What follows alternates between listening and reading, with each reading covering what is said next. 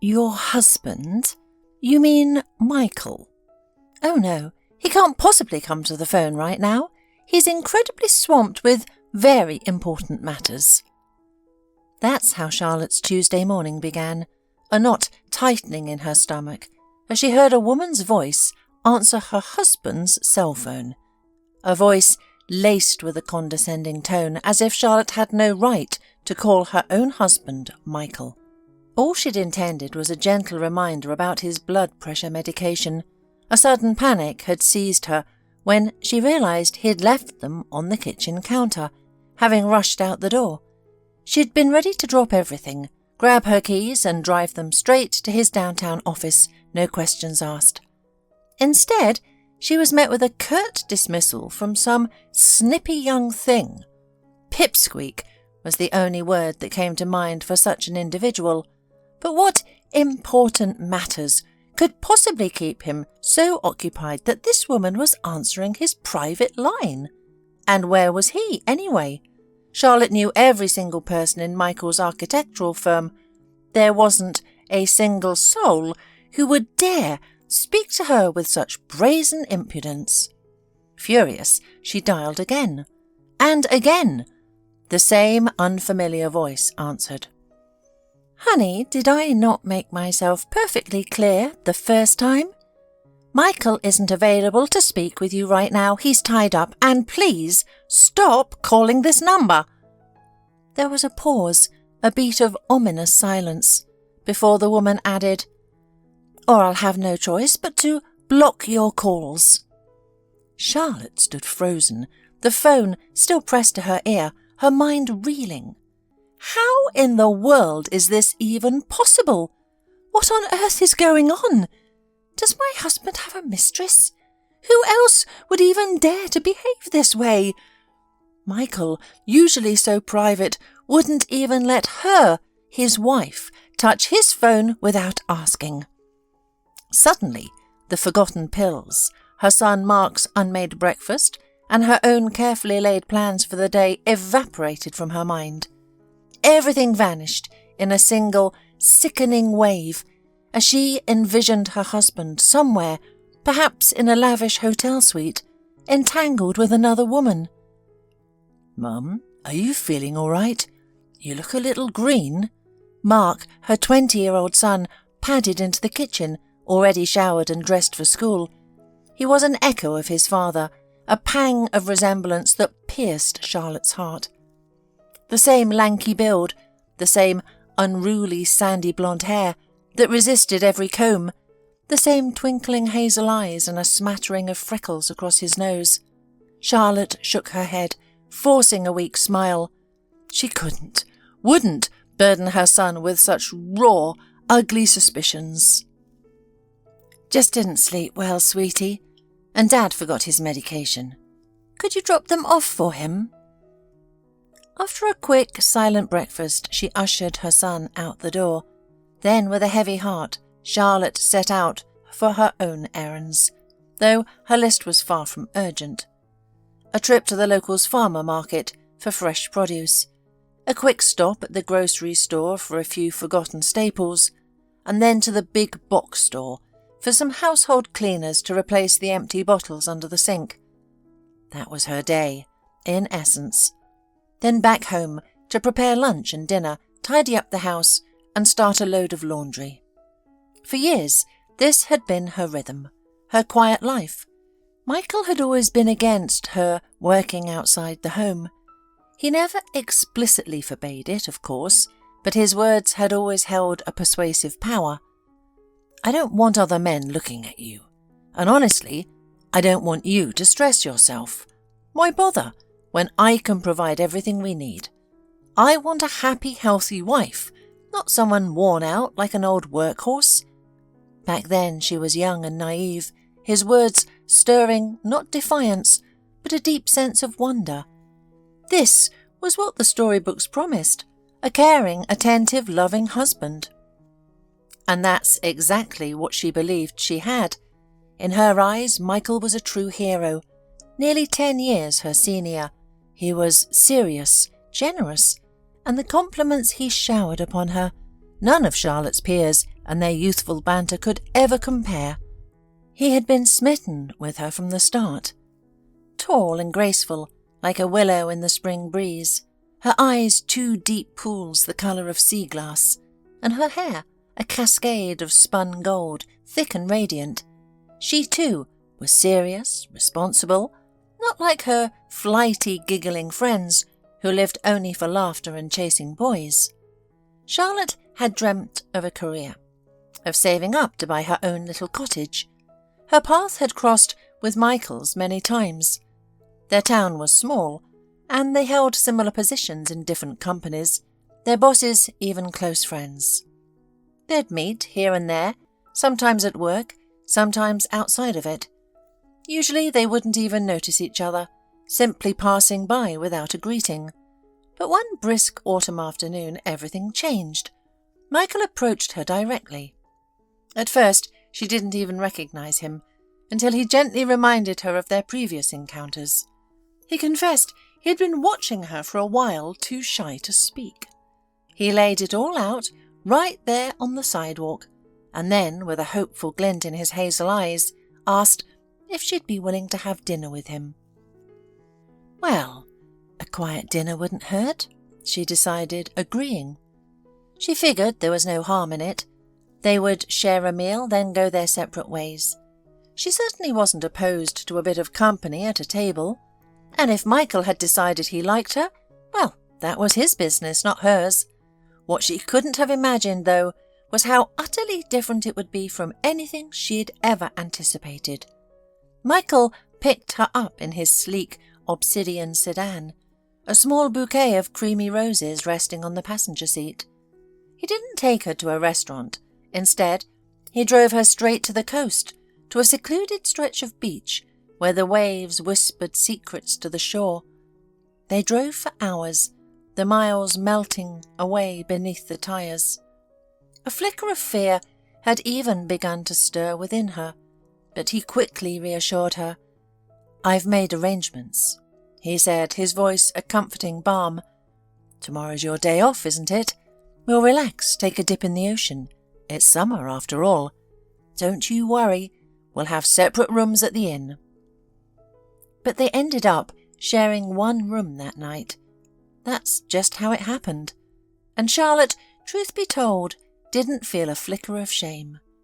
Michael had utterly captivated her, and he, in turn, hadn't left her side, fulfilling her every whim, every unspoken wish. Even when that short, sun-drenched escape by the coast ended, nothing seemed to change between them. Then came the joyful wedding, the cosy little home they bought together in the quiet suburbs, and the blessed arrival of their son. After her maternity leave, Charlotte never returned to her job. Michael had insisted, and honestly, she hadn't put up much of a fight.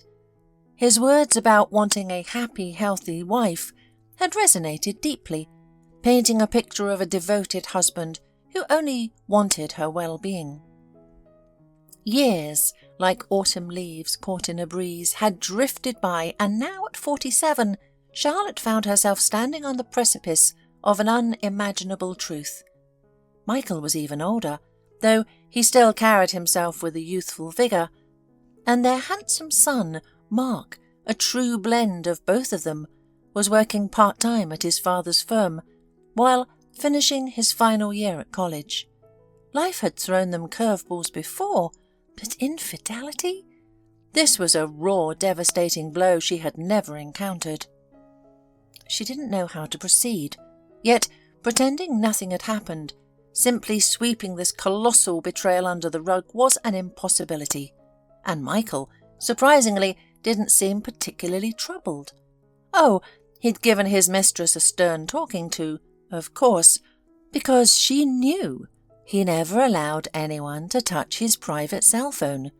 But he wasn't about to end things over such a minor infraction. She might have a bit of a sharp tongue, but she was so much younger than Charlotte. She was prettier too, and gazed at him not with the weary eyes of a settled homemaker worn down by the daily grind, but with eager, adoring, and a touch of sly admiration. With her, he felt younger himself, more energetic, stronger. Charlotte was constantly reminding him about his health, gently nagging him to take his pills. But his young paramour, on the other hand, just laughed, tossing his medication into the wastebasket. "Oh, you don't need those, Michael. You're so incredibly vital. My strong young man." Charlotte met him at the door with a thunderous glare, her arms crossed tightly over her chest. No customary greeting, no usual kiss. She didn't even invite him to sit down for dinner. "Well, what are you staring at? Surely you're not still upset?" Michael genuinely couldn't grasp why she was turning this into such a profound tragedy. "So, I have a mistress. So what? I'm not leaving our family, and I'm certainly not parading her around for everyone to see. As far as the world knows, we're still a strong, loving couple." "Oh, so there's nothing for me to be upset about, is that it?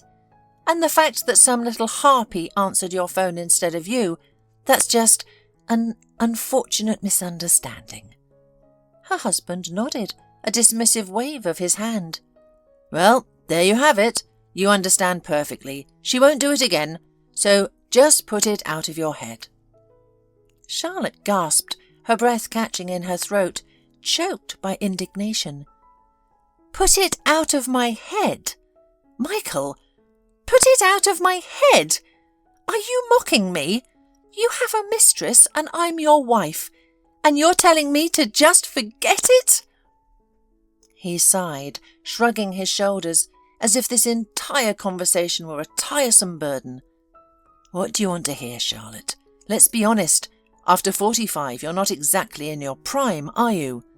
It's not becoming for you to dictate terms or throw jealous scenes. You're a little too late to the game, dear. I could have left you, actually, but what good would that do? But I'll be noble about this. I won't abandon you. I'm perfectly happy with our life together. You'll continue to take care of the house, but don't interfere in my personal affairs. And anyway, since the table's empty, I'm going out. I have other plans." Without waiting for a single word from his wife, a smug expression settling on his face, Michael strode out the door. He had no idea, not the slightest inkling, that his settled homemaker, wife, was about to take matters into her own hands that very day, and what she was about to do would be far from to his liking. Charlotte initially felt the sting of tears, but then realized she couldn't summon a single one. Instead, a cold resolve settled in her heart. She picked up her phone and called her mother first, then her son, Mark. Within an hour, she had poured out her heart to them, explaining everything. Then she shared the plan that was already taking shape in her mind. Her mother was vehemently against it, pleading and wringing her hands, but her son, to Charlotte's immense relief, was supportive and even offered his help. "Charlotte, why? You had such a good life. Why are you determined to ruin everything?" her mother wailed, fumbling for her blood pressure pills. "Me? I decided? Mamma, I think you weren't listening carefully enough. My actions are a consequence of Michael's foolishness. I didn't cheat on him, and I didn't come home and suggest we just forget what happened." Later, as night deepened and Michael finally returned home, a most interesting scene awaited him. His wife and son were seated together on the living room sofa, deep in animated conversation. Spread out on the coffee table before them were various documents. "What are you two doing in here?" he asked, stepping closer. "Oh, Michael, why don't you have a seat? You'll understand everything in a moment." He sat, his eyes scanning the papers, and then he froze, his smug expression replaced by a look of dawning horror. "Aha! You guessed it. Well, Mark and I have been discussing the most appropriate way to proceed. You see, you transferred half of your business to him, didn't you? And a portion of that, as your wife, belongs to me. It's the same with the house. We bought it together, allocated a share to our son, and then to you and me." Michael swallowed hard, his throat suddenly dry. "So what?" "So, Michael, our son stands with the truth. He, like me, disapproves of your actions and is therefore prepared to testify on my behalf in court.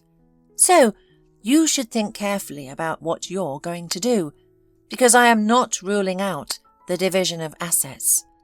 We would be entitled to 2/3 of everything, if it comes to that." Michael's face turned ashen. He hadn't for a moment conceived that Charlotte would be this furious with him. He'd suspected she'd be upset, certainly, but for it to escalate to divorce, to the gut-wrenching ache in his chest and the sudden numbness in his fingertips as they discussed dividing assets, that was beyond his comprehension. Michael rubbed his palm against his chest and lay out a shaky breath. He wanted to say something, anything, but the words wouldn't form. Then a creeping darkness began to cloud his vision. He heard Mark's panicked voice calling his name, felt Charlotte's frantic hands shaking his shoulder, sensed his body tilting precariously to the side, but he couldn't even twitch a muscle. The next thing he knew, he was waking up in a stark, white hospital room. Mark was there, along with a kindly nurse. "Where's Mum?" he croaked, barely recognizing his own voice. "Your wife's speaking with the doctor, Mr. Moore. She'll be in soon." "What happened to me?" he asked, a dull ache throbbing behind his temples. "Nothing serious, thankfully. Just a bit of a fright. And you haven't been taking your medication, have you? Your heart just had a little wobble. Now you rest, and I'll be back tomorrow." Mark left, and then Charlotte walked in. She smoothed the hospital blanket over him, then placed a covered container of food and a small bag of fresh fruit on his bedside table. "Charlotte, I he began, his voice weak and pleading. "Get well, Michael," she interrupted, her tone devoid of warmth, like the chill of an autumn morning. Then without another word she turned and walked out. He returned home a week later, his body still recovering, but his wife's demeanour remained unchanged. Yes, she cooked for him, left his medications meticulously organised and a glass of water by his bed, but she slept in the guest room. And when Michael finally felt strong enough to move about without assistance, Charlotte spoke, her voice clear and unwavering. "Don't for a moment think I've forgiven you, Michael. Once you're fully recovered, I'm filing for divorce." Also, he was surprised that their son Mark had moved out. He'd found a wonderful young woman, and they'd rented their own small apartment, a new chapter beginning for him. And then there was the mistress, the young woman Michael had so admired, whose vibrant energy he'd so craved. She surprised him most of all. Seeing him after his illness, she wrinkled her nose, pulling away when he tried to embrace her. "Michael, what is it with you? You smell like a pharmacy, like some old man. Please don't touch me. And anyway, I heard you're getting a divorce. I'm truly sorry to hear that. I understand you have a lot on your plate right now, but I can't keep dating with you. I've met someone else." "But what about me? About us?" Michael stammered, disbelief clouding his face. "What about you, Michael? Have you looked in a mirror lately? You're not 20 anymore. You didn't actually think I'd stick with you until the grave, did you? You have aches and pains, doctor's appointments, all those elderly concerns. Honestly, they're just not for me." He was in shock. So this was it. To her, he was an old man. But when she was spending his money, she seemed to have a very different opinion, didn't she? No matter, he thought. I still have my wife. Charlotte might be threatening divorce, but I can see it. She won't go through with it. He clung to that delusion right up until the day the summons arrived in the mail. A second heart attack nearly claimed him when he read the official papers confirming that she had indeed filed for divorce. He raged at her, tried to appeal to her conscience. "But I'm ill, Charlotte, and you're abandoning me now? How could you? I supported you your whole life." "You, my dear, supported the family, your wife and son," Charlotte countered, her voice steady. "And I, in turn, provided you with everything so that you wouldn't have to worry about a thing. And how have you repaid me? By writing me off at 45? Her eyes held a flicker of cold fire. "Well, you're past 50 now, Michael." And so the court proceedings began, and when it was all over, Michael was left with next to nothing. A minor stake in his son's business, a host of nagging health issues, and a small, sterile studio apartment that was purchased for him after the divorce was finalised. Charlotte, meanwhile, lived a life free of worries. She watched her son marry a wonderful young woman, took a blissful vacation abroad, found fulfilling work at a local community centre, and even began seeing a kind, gentle man who truly cherished her. Michael sometimes crossed her mind, but without malice. His life, she knew, had punished him enough.